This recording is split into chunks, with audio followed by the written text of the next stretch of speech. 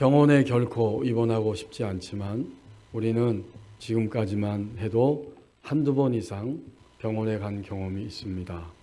처음에 병원에 입원했을 때 교회에서 신방을 가지요. 권사님, 집사님들과 함께 신방을 가면 얼마 안 있다가 퇴원할 거야, 괜찮아, 이렇게 말하시는 성도님들이 계십니다. 반면에 너무 아프다고 많이 힘들다 이렇게 말씀하시는 분들도 계십니다. 당연히 병상에서 오래 있으면서 또 병이 훨씬 더 크니까 아프고 힘들다 이렇게 이야기하게 됩니다. 그리고 정말 한 달, 두 달 계속 입원해 계시면 신방 갈 때마다 나는 이제 더 이상 힘이 없습니다. 이렇게 말씀하시게 되죠. 그런 이야기를 들을 때 마음이 몹시 안타깝습니다. 힘이 점점 빠지는구나. 그러면서도 그래도 아직은 나는 힘이 없어, 힘이 없습니다 라고 말할 수 있는 힘 정도는 그래도 다행히 아직은 남아있구나, 이런 생각을 할 수 있습니다.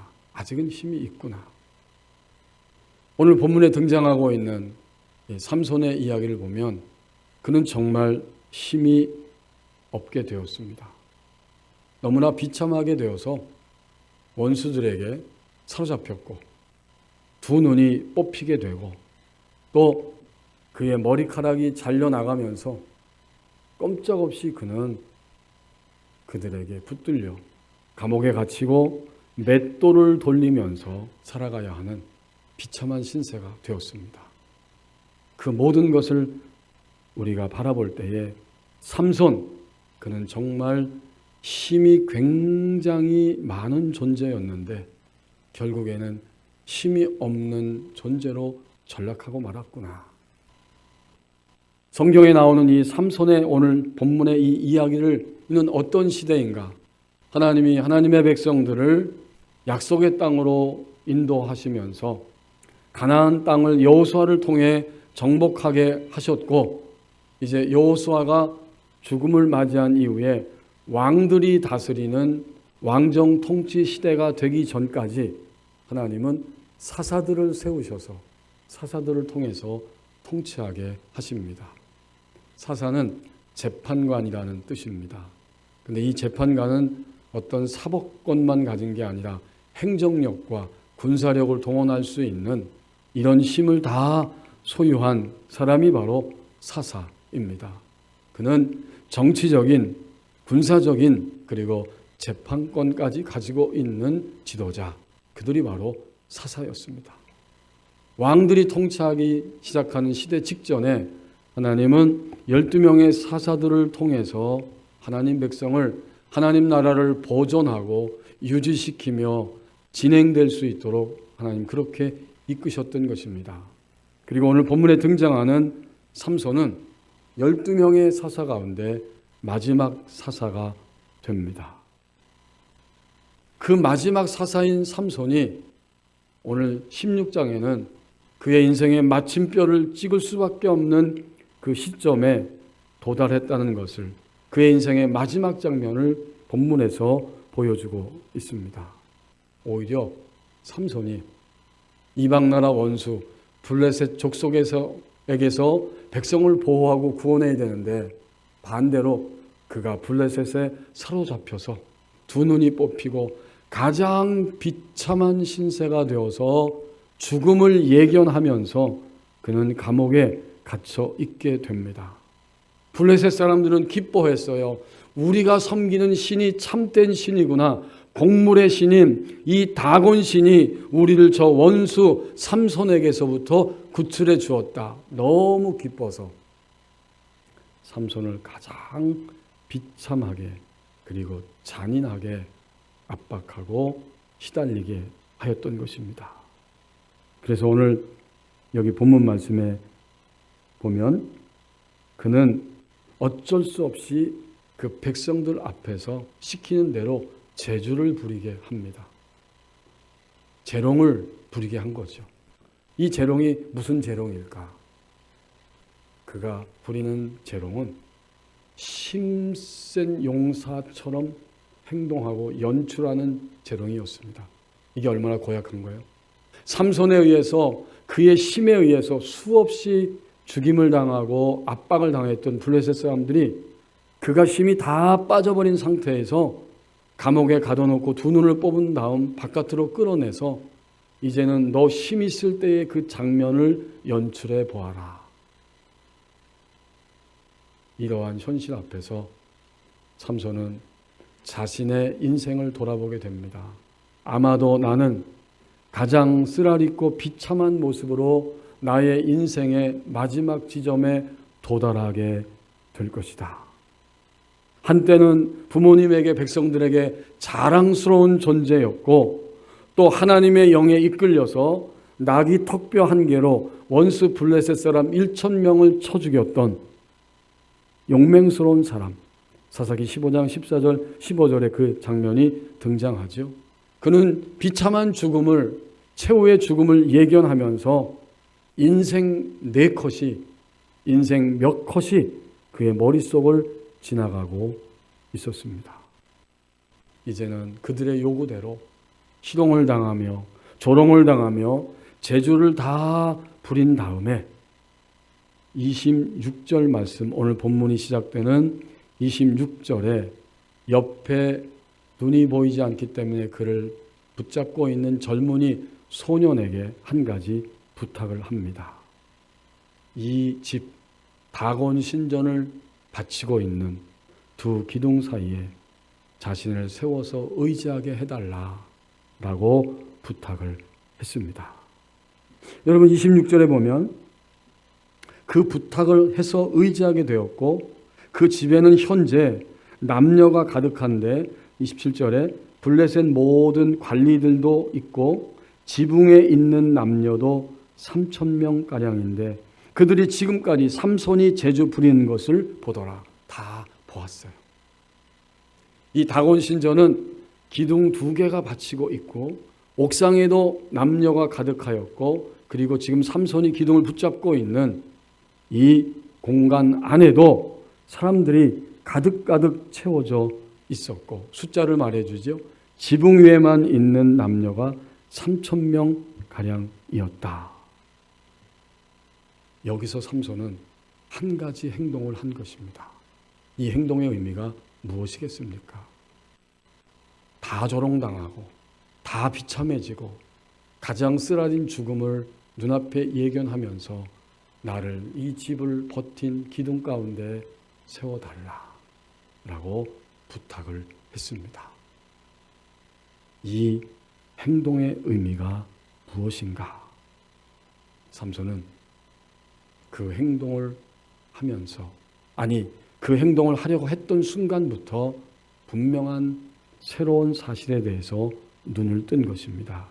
그것은 자신의 무너진 부분을 발견한 자의 행동입니다. 지금까지 내가 무너진 것은 하나님을 놓치고 살았고 무시하고 살아온 것이다.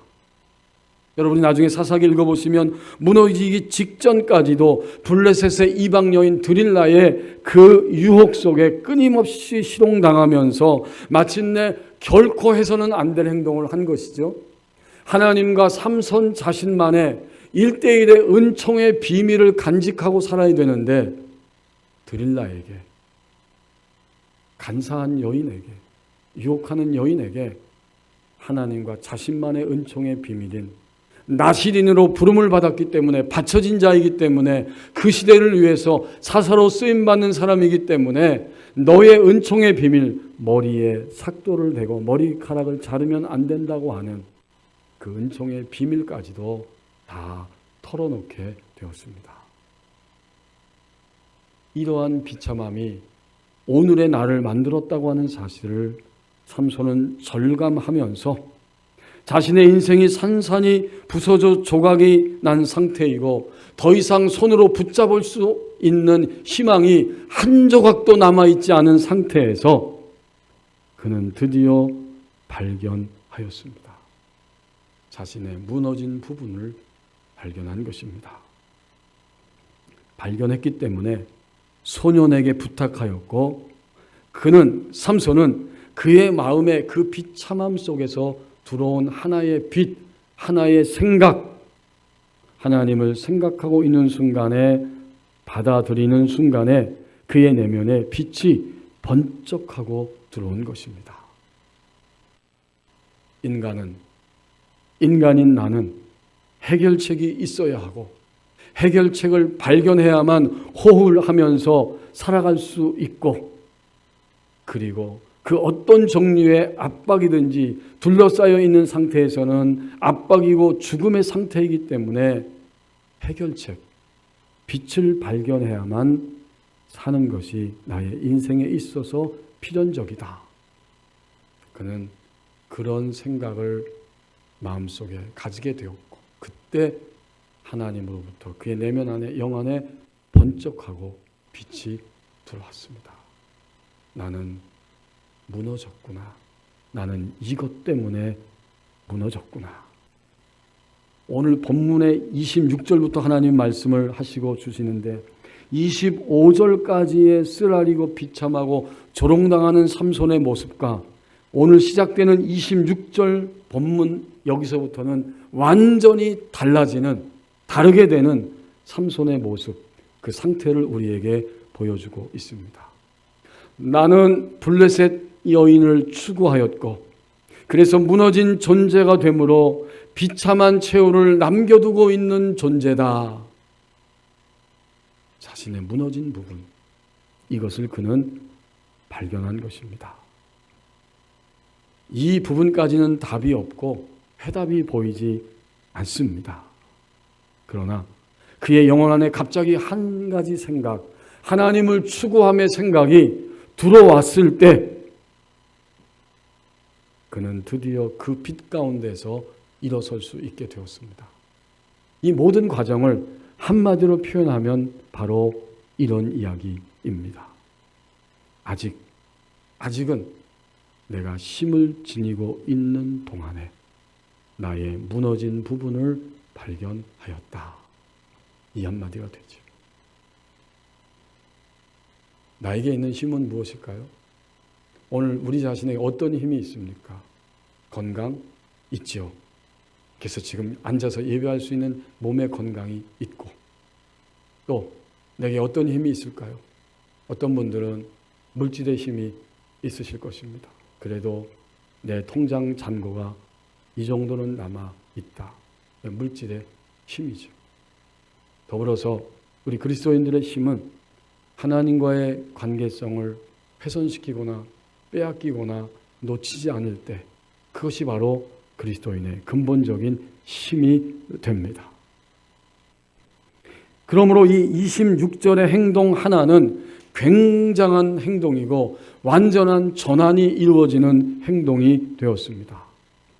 나는 내가 왜 무너졌는지 나의 무너진 부분을 발견하였다.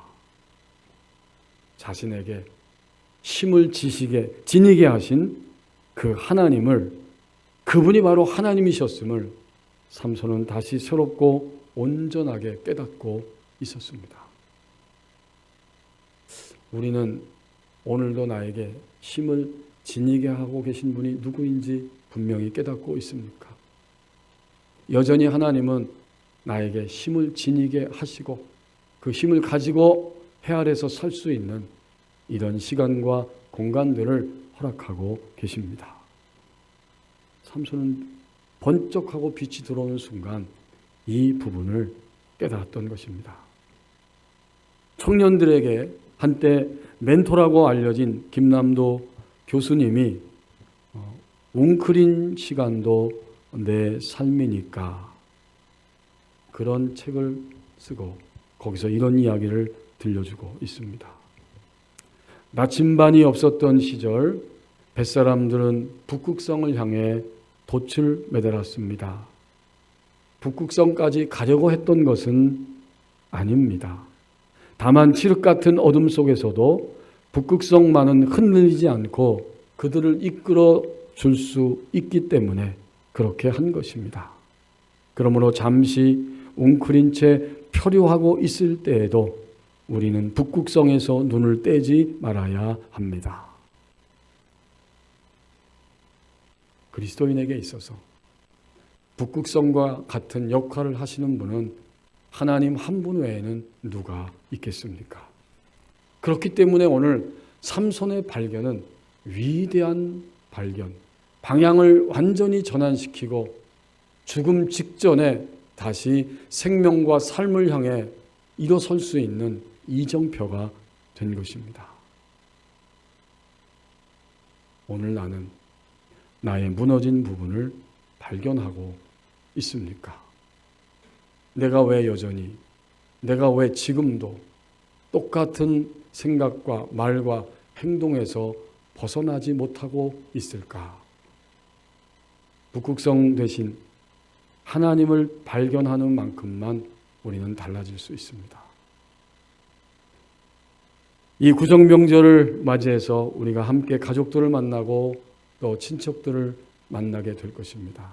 거기에는 기쁨이 있고 감사가 있고 소망이 있을 것이지만 동시에 여전히 아픔이 있고 고통이 있고 근심이 있을 것입니다.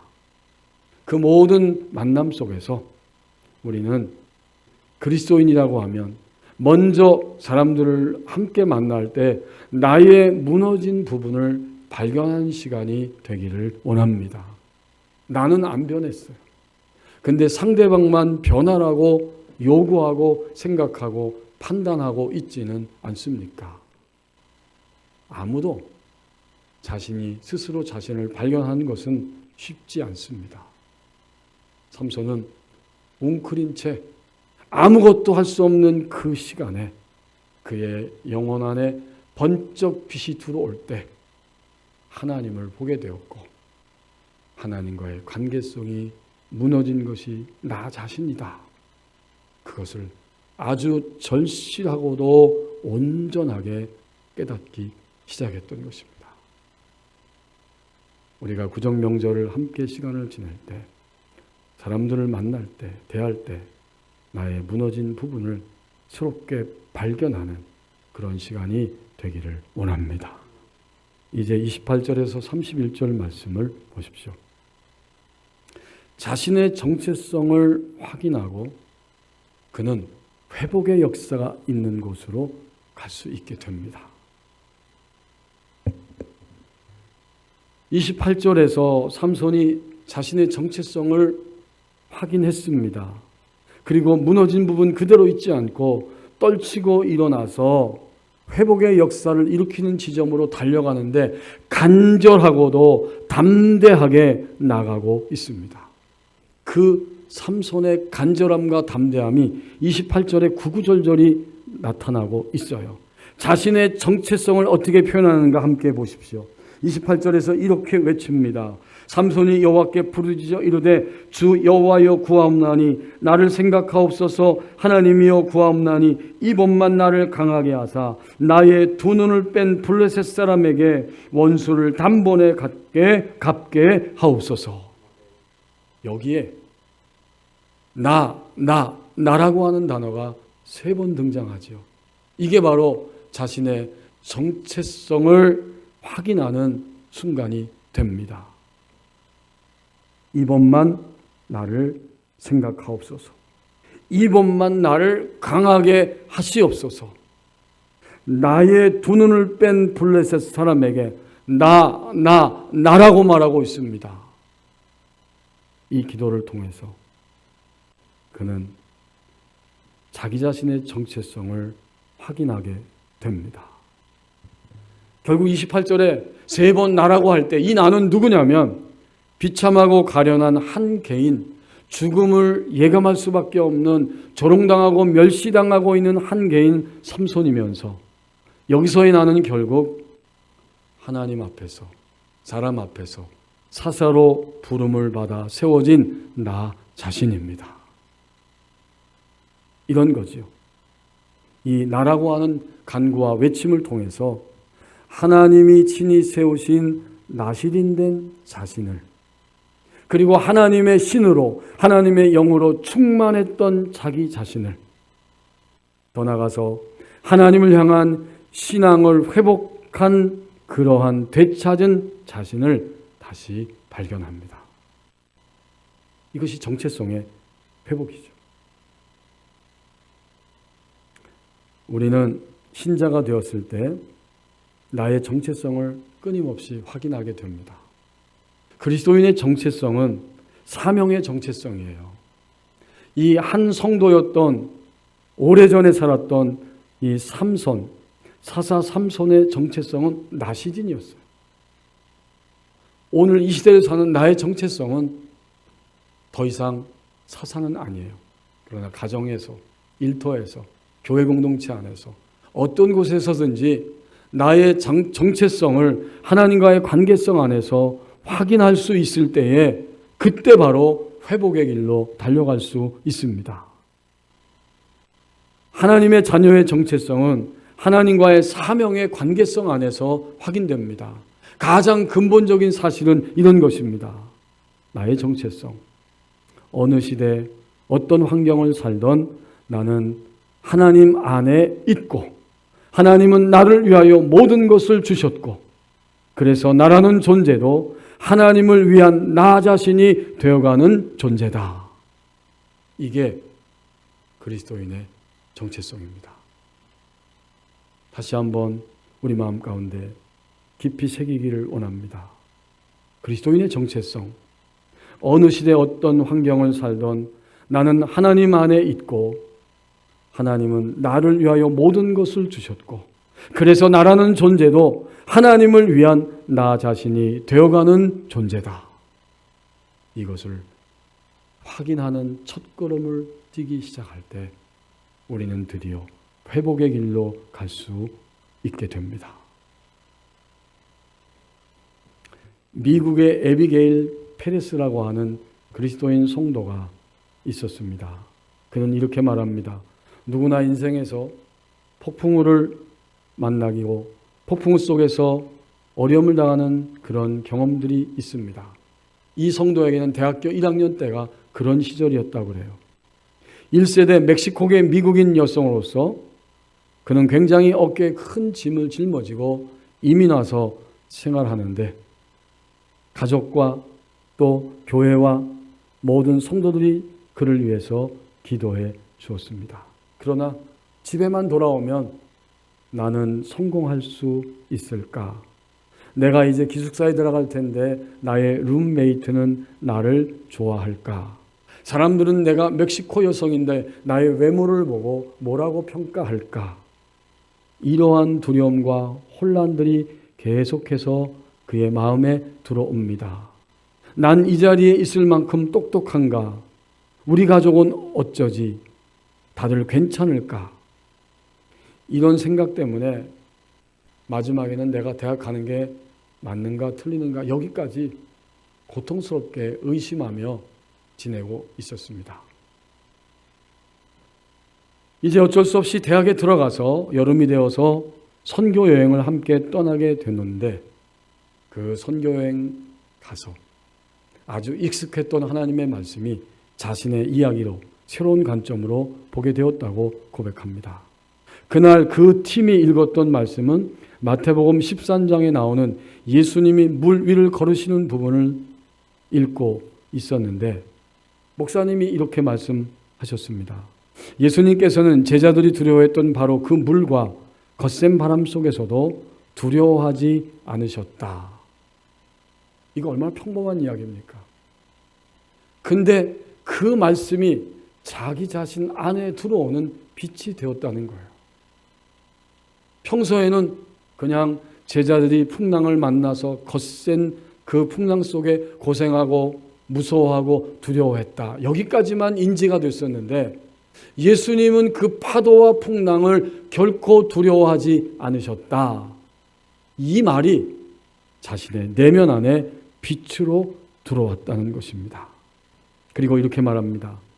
이 이야기들은 예수님이 진정 우리가 만날 어떤 문제보다 크신 분이심을 일깨워 주었습니다. 그날 이후로 그는 대학의 모든 과정들을 이수하면서 예수님의 도심으로 두려움들을 이기면서 최상의 자리에 설 수 있었다. 이렇게 고백을 합니다. 나의 정체성은 무엇입니까? 오늘 예배하고 있는 나의 정체성은 과연 무엇이라고 우리는 생각하고 있습니까? 이 정체성을 확인한 삼손은 29절 30절 말씀으로 들어가서 보면 두 기둥을 껴안고 그는 이렇게 부르짖습니다.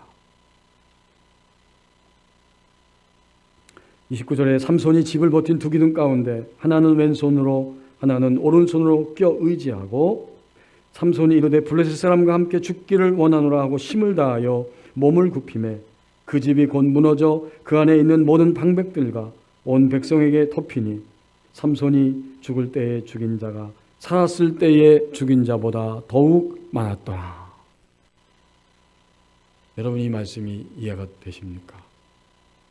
죽을 때 한순간에 죽인 원수 블레셋의 숫자가 살았을 때에 쳐 죽인 자들보다 더 많았다는 거예요.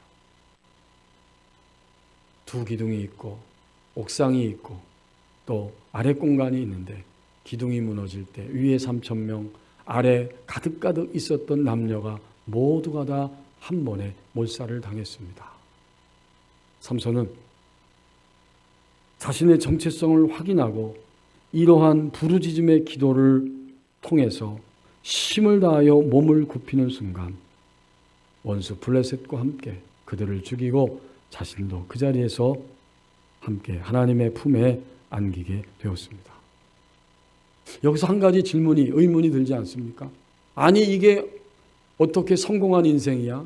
이렇게 비참하게 삼손도 함께 죽임을 당했는데 이것이 왜 사사로서의 사명을 다하는 영광스러운 죽음이야? 우린 이렇게 질문할 수 있습니다.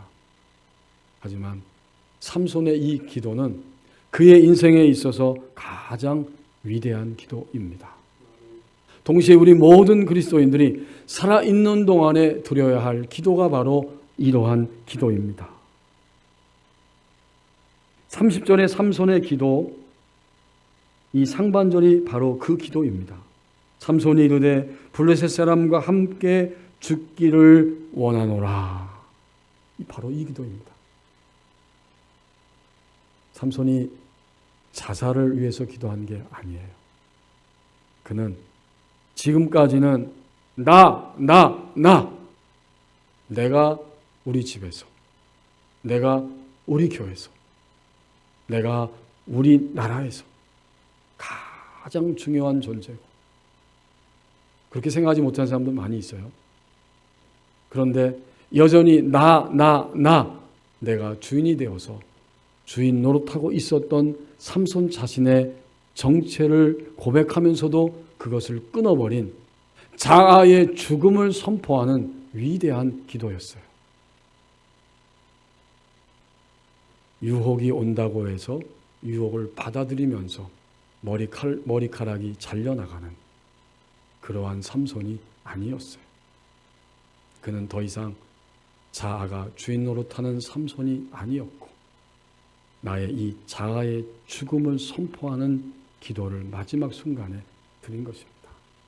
여러 가지 말로 변명하고 수많은 이유를 갖다 붙여도 우린 아직은 내가 더 살아 있습니다. 내 감정이 맞아야 하고 내 지식이 맞아야 하고 내 상식이 맞아야 우리는 흔쾌히 동의하면서 그제서야 움직이기를 좋아합니다. 근데 삼손은 마지막 순간에 자아의 죽음을 선포하면서 원수 블레셋과 함께 그 자리에서 죽임을 선택했던 것입니다. 그때 하나님의 영광이 나타났다고 이 사사기를 기록한 성서 하나님의 감동을 받은 기자가 이 본문을 분명히 기록했습니다. 살아있을 때에 그가 죽인 자보다 죽을 때에 죽인 자가 더 많았더라. 위대한 사사의 사명을 마지막 순간에 다 감당했던 것입니다. 이제 그는 가족들에 의해서 그의 아버지 마노아의 장지에 장사되었고 삼손은 이스라엘 사사로 20년 동안 지내었다고 마침표를 찍고 있습니다. 삼손은 12번째 사사시대를 마감하는 사사였고 그의 죽음도 위대한 죽음으로 기록될 수 있었습니다. 이것이 무엇입니까? 모든 상황에서도 정체성을 다시 확인할 때 회복의 역사가 일어난다는 사실을 그의 온 삶으로 보여주었던 신앙의 사람의 모습입니다. 우리도 마찬가지. 오늘과 내일 하나님이 허락하신 날들을 살아가면서 모든 상황에서도 정체성을 빼앗기거나 놓치지 않고 지상생애를 살아가는 것이 그리스도인의 삶입니다. 1909년 2월 7일 추운 겨울날 아침에 안중근을 포함한 11명의 독립운동가가 연해주의 숲에 모여서 다 같이 왼손 약지 손가락 한 마디를 잘랐습니다. 그리고 흘러내리는 피로 태극기에 대한독립이라는 글자를 적었습니다.